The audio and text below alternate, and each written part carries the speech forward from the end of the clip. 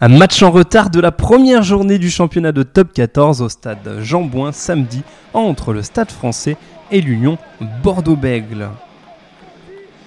Les Girondins ne se sont plus imposés sur la pelouse du Stade Français depuis le 5 décembre 2015.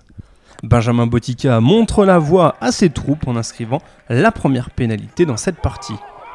Mais la réponse des Parisiens est immédiate sur touche. Yoann Maestri se saisit bien du ballon. Les Girondins sont à la faute. Le groupe est pénétrant, progresse côté parisien. Loïc Godener tient ce ballon, le laisse à Arthur Coville.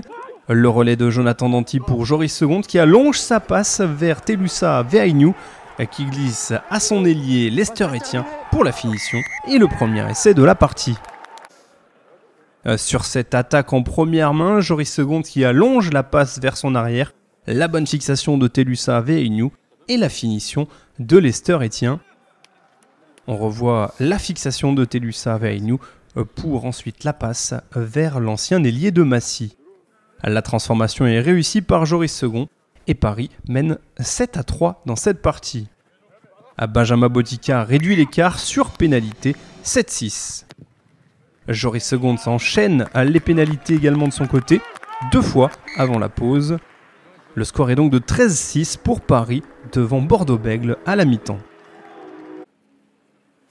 On prend les mêmes et on recommence dans le deuxième acte avec Joris Segonde qui engrange une première pénalité à l'heure de jeu. Puis à la 66e minute, les Parisiens continuent d'insister dans cette guerre des rucks. Ce sont les joueurs de Christophe Furios qui sont à la faute. Ici, le capitaine girondin Jefferson Poirot. Joris Segonde en profite pour engranger 3 nouveaux points et le Stade Français mène alors 19-9. Mais la réaction sera tout de même girondine sur la fin de partie. Sur un grattage, Marco Tolègne s'offre une munition côté fermé. Il évite la cuillère de James Hall et reçoit le soutien de Ben Lam. L'ailier finit le travail pour l'essai girondin. Sur cette offensive, Marco Tolègne reçoit le soutien de Gendre Marais pour gratter ce ballon. Puis se joue de la défense parisienne pour partir côté fermé. Avec l'appel de Ben Lam, la finition pour l'ailier avec son premier essai sous les couleurs girondines.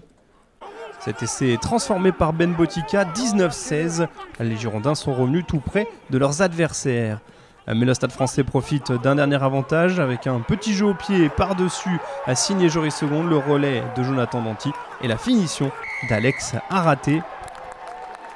Sur ce mouvement, le petit jeu au pied de Joris Segonde est gagnant. Jonathan Danty récupère le ballon, mobilise 2 défenseurs et ensuite réussit à alerter Alex Araté pour l'essai qui assure le succès du Stade Français dans cette partie. 24-16 puis 26-16 après la transformation signé Joris Segonde. Le Stade Français s'impose donc devant l'Union Bordeaux-Bègles et valide un 3e succès consécutif dans ce championnat.